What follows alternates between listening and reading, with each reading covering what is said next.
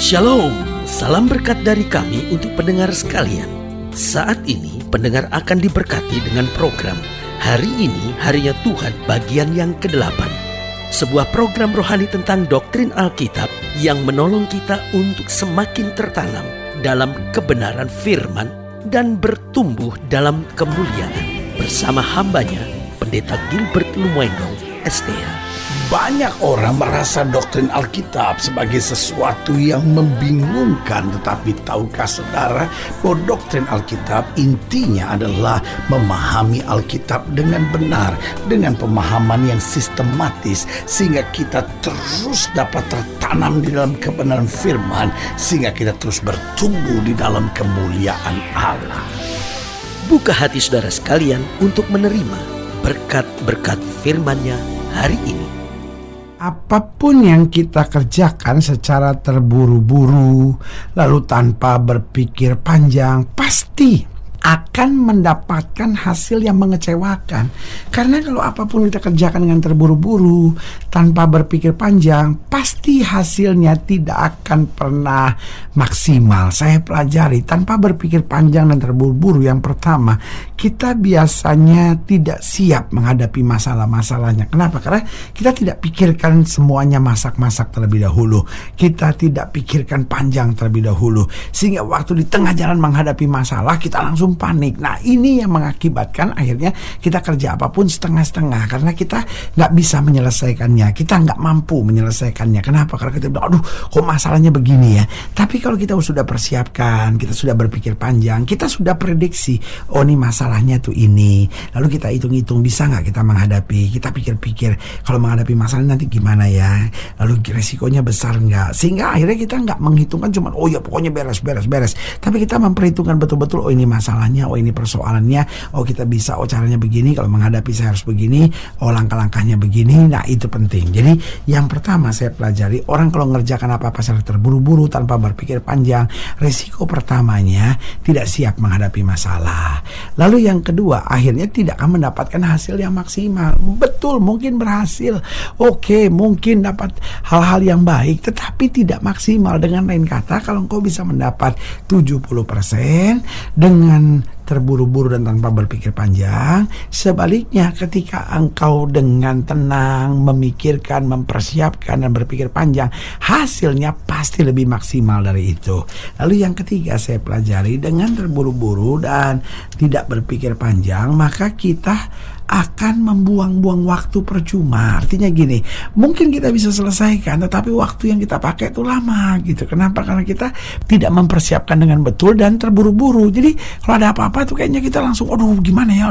Akhirnya banyak waktu yang terbuang percuma. Padahal Tuhan mau kita juga memanfaatkan waktu dengan baik. Alkitab bilang bahwa pergunakanlah waktu yang ada karena hari-hari ini jahat. Dan kalau waktu kita sudah terbuang percuma, lama-lama kita lemas sendiri, malas sendiri, dan akhirnya kita tidak menyelesaikannya gitu. Jadi perhatikan, yang pertama, ketika kita tidak berpikir panjang dan terburu-buru, maka kita biasanya tidak siap menghadapi masalah-masalah yang ada. Yang kedua, hasil kita tidak akan maksimal. Yang ketiga, kita akan banyak membuang waktu percuma. Dan yang keempat, kita akan banyak dirugikan, baik secara materi maupun hal-hal yang non material gitu. Kita cuma banyak rugi saja, tenaga yang kita buang percuma, iya kan? Lalu pemikiran yang kita buang percuma, ide-ide. Kenapa? Karena memang tidak kita pikirkan matang-matang. Kita terlalu terburu-buru, terlalu mendadak. Saya percaya betul, apapun yang Tuhan rencanakan, Dia tidak datang mendadak dan terburu-buru. Harus kita berpikir panjang, sehingga kita melakukan yang tepat dengan cara yang tepat dan mendapatkan waktu yang tepat. Haleluya. Selamat datang dalam program kita hari ini, Harinya Tuhan. Sebuah program rohani yang kembali mengingatkan kepada kita betapa pentingnya kita menjadikan firman Tuhan sebagai dasar keseharian hidup kita. Karena selama kita jadikan firman Tuhan sebagai dasar keseharian hidup kita, langkah-langkah ke depan kita penuh dengan kepastian, kemenangan, berkat, mujizat, dan perkara-perkara besar. Haleluya. Dan dalam program ini kita sedang membahas tentang bersiaplah. Karena memang hidup Kristen harus bersiap. Hidup Kristen harus memulai sesuatu persiapan yang matang, berpikir secara panjang dalam tuntunan dan kehendak Tuhan, dan kita akan melihat hasil yang luar biasa. Haleluya. Nah, saudara kekasih dalam Tuhan, dalam pembahasan tentang bersiaplah, kita mau sama-sama belajar Nehemia pasal 3. Nehemia pasal yang ketiga, mulai dari ayat yang pertama. Nehemia pasal 3 ayat pertama sampai ayat yang ke-12. Nehemia pasal 3 ayat pertama sampai 12. Demikian firman Tuhan. Para peserta dalam pembangunan. Maka bersiaplah imam besar Eliashib dan para imam saudara-saudaranya, lalu membangun kembali pintu gerbang domba. Mereka mentabiskannya dan memasang pintu-pintunya. Mereka mentabiskannya sampai menara Mea, menara Hananeel. Lihat, ayat pertama berkata, maka bersiaplah imam besar Eliashib dan para imam. Dia seorang imam besar, tapi apapun yang dia kerjakan tidak terburu-buru, dia siapkan dengan betul. Ayat yang kedua dikatakan, berdekatan dengan mereka orang-orang Yeriko, membangun dan berdekatan dengan orang-orang itu Sakur bin Imri. Pintu gerbang ikan dibangun oleh Bani Senaa. Mereka memasang balok-balok, lalu memasang pintu-pintunya dan pemancing-pengancing dan palang-palangnya.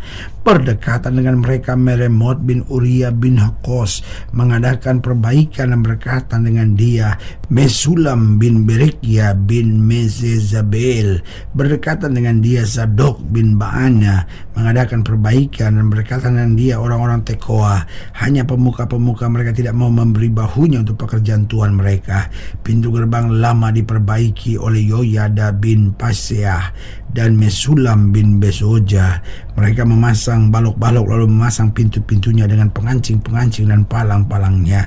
Berdekatan dengan mereka Melaka orang Gibeon dan Yadon orang Meronot, mengadakan perbaikan beserta orang-orang Gibeon dan Mispa yang berada di wilayah kekuasaan bupati daerah sebelah barat sungai Efrat. Berdekatan dengan mereka Uziel bin Harhaya, salah seorang tukang emas, mengadakan perbaikan dan berdekatan dengan dia Hananya, seorang juru campur rempah-rempah. Mereka memperkokoh Yerusalem sampai tembok lebar.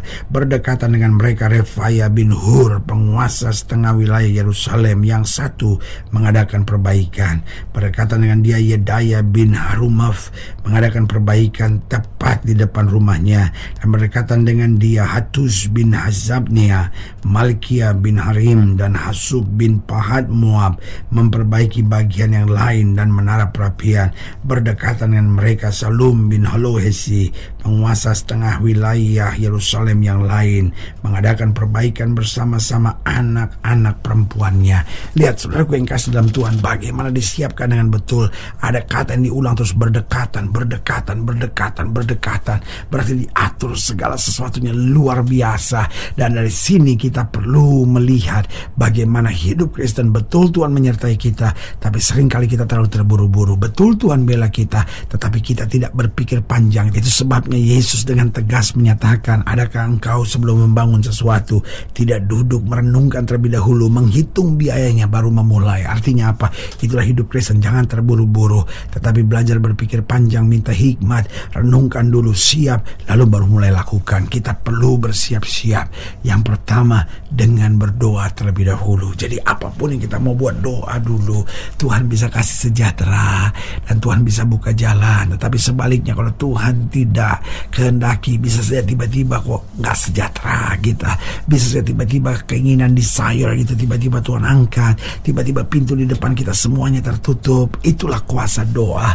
Karena itu saudaraku yang kasih dalam Tuhan, kita nggak berdoa sambil harus mendengar Tuhan bicara, anakku, aku menghendaki. Kadang-kadang nggak begitu.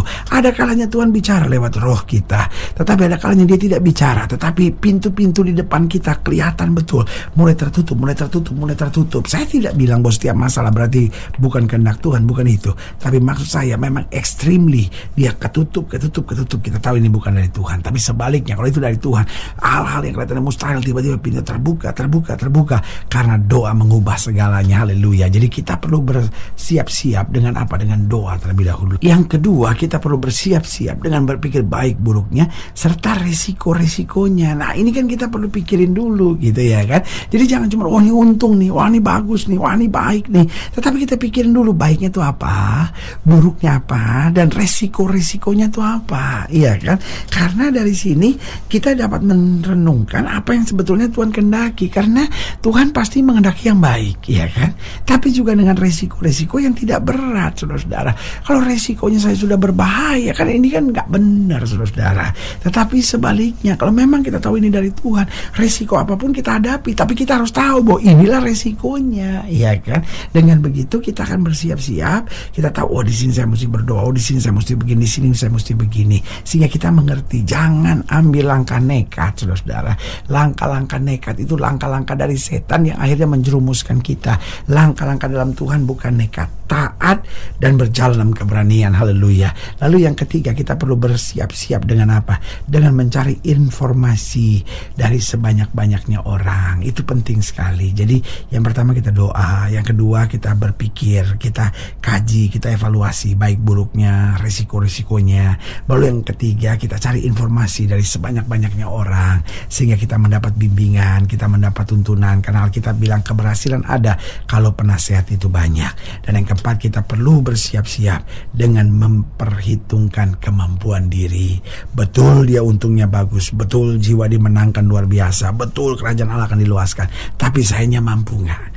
Karunia dalam diri saya memang segitu enggak? Atau saya perlu bekerja sama, atau saya perlu bergandengan tangan, atau saya perlu belajar lagi supaya saya mampu. Lihat saudara yang kasih dalam Tuhan, kalau kita betul-betul doa terlebih dahulu, berpikir dulu, evaluasi baik buruknya, risiko-risikonya, mencari informasi-informasi yang cukup, lalu kemudian memperhitungkan kemampuan diri, saya percaya di depan kita yang ada hanya berkat, kemenangan, sukacita, damai yang berkelimpahan dari Tuhan. Haleluya. Saudara yang kasih dalam Tuhan, jika saudara yang dilayani lebih jauh, hubungi kami melalui telepon, hubungi kami melalui surat, kunjungi website kami, karena kami ada untuk membawa Bapak Ibu saudara senantiasa lebih dekat pada Tuhan dan mengalami kasih kuasa mujizat yang luar biasa. Haleluya. Secara khusus melalui program ini juga saya mau berdoa buat siap saudara yang sakit, siap saudara yang berbeban berat, karena saya percaya bahwa bagi Allah tidak perkara yang mustahil. Dan saudara yang ini doakan secara khusus, boleh taruh tangan kanan saudara di dada dan kita akan berdoa. Mari kita berdoa. Bapa, dalam nama Yesus, hamba doa buat yang sakit, hamba doa buat yang berbeban berat, hamba doa untuk setiap mereka sedang menghadapi masa-masa yang sukar, karena hamba percaya bahwa bagi Allah tidak perkara yang mustahil. Bapa, hamba berdoa di dalam nama Yesus, Tuhan jamah yang sakit, Tuhan sembuhkan, yang lemah Tuhan kuatkan, yang susah Tuhan hiburkan, yang jatuh Tuhan angkat, sehingga hari-hari yang penuh kemenangan boleh berlaku. Secara khusus hamba doa buat mereka yang taruh tangan kanannya di dada, di dalam nama Yesus Tuhan jamah, sehingga mereka dapat kekuatan baru. Mereka tidak menjadi orang yang terburu-buru dan tidak berpikir panjang, tapi mereka mempersiapkan segala sesuatu dengan doa, dengan berpikir matang, dengan mencari informasi, lalu memperhitungkan kemampuan diri. Di dalam nama Yesus kami berdoa. Haleluya. Amin. Saudara yang kasih dalam Tuhan, kita sudah berdoa. Ingat, Allah tidak pernah lalai menepati janjinya. Inilah saatnya buat kita untuk bangkit, bersemangat, bersuka cita dalam menghadapi segala perkara. Karena kita tahu Yesus hidup, Yesus berkuasa, dan selalu menyediakan yang terbaik buat anak-anaknya. Doa saya menyertai saudara. Sampai berjumpa pada program berikut, dan jangan lupa jadi